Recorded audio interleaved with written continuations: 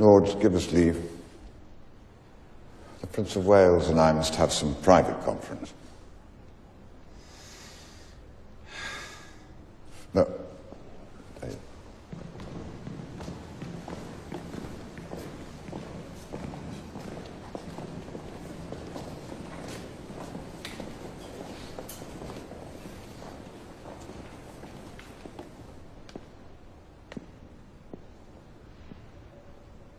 I know not whether God would have it so for some displeasing service I have done, that in his secret doom, out of my blood he'll breed revengement and a scourge for me to punish my mistreadings.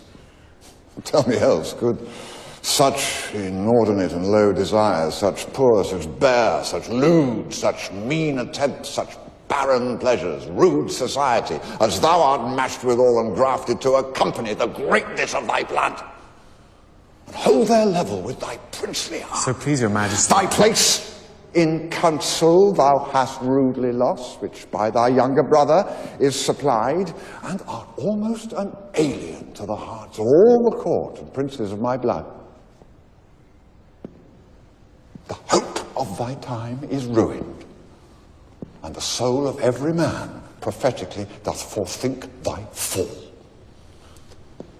Had I so lavish in my presence been, so stale and cheap to vulgar company, opinion that did help me to the crown had left me in reputeless banishment, a fellow of no mark nor likelihood.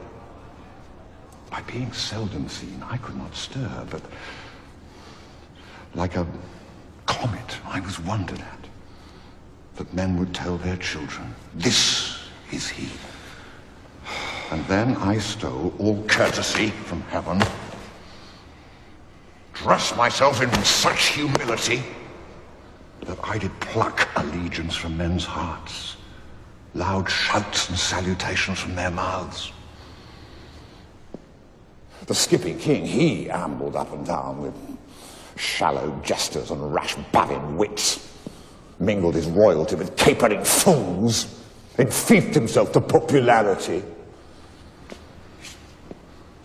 So when he had occasion to be seen, he was but as the cuckoo is in June, heard, not regarded. And in that very line, Harry, standest thou, for thou hast lost thy princely privilege with vile communication. Not an eye but is aweary of thy common sight, save mine, which hath desired to see thee more, and which now doth that I would not have it to make blind itself with foolish tenderness. I shall, hereafter, my thrice gracious lord, be more myself.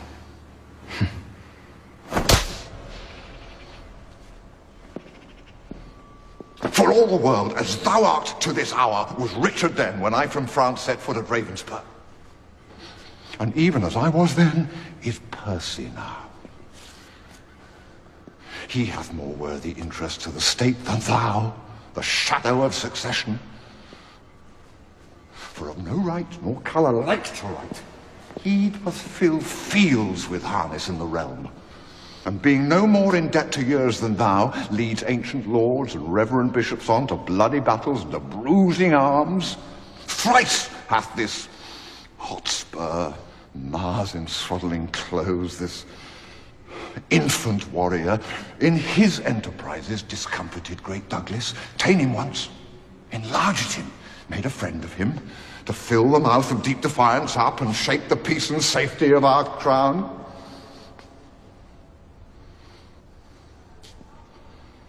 But wherefore do I tell these news to thee?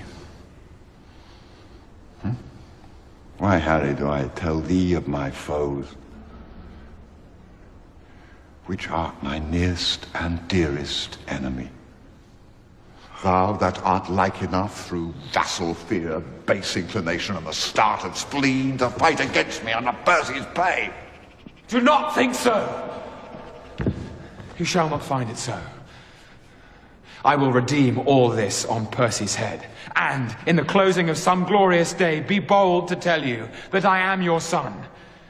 And that shall be the day, whene'er it lights, that this same child of honor and renown, this gallant Hotspur, this all-praised knight, and your unthought of Harry chance to meet,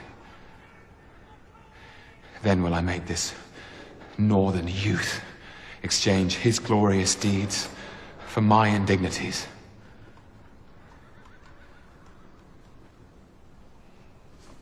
This in the name of God, I promise here. And I will die 100,000 deaths ere break the smallest parcel of this vow.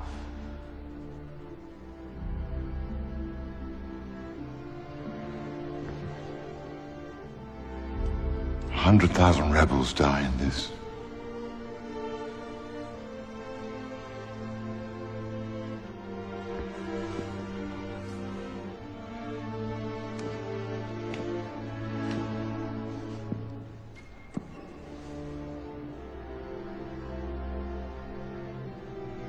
I shall have charge.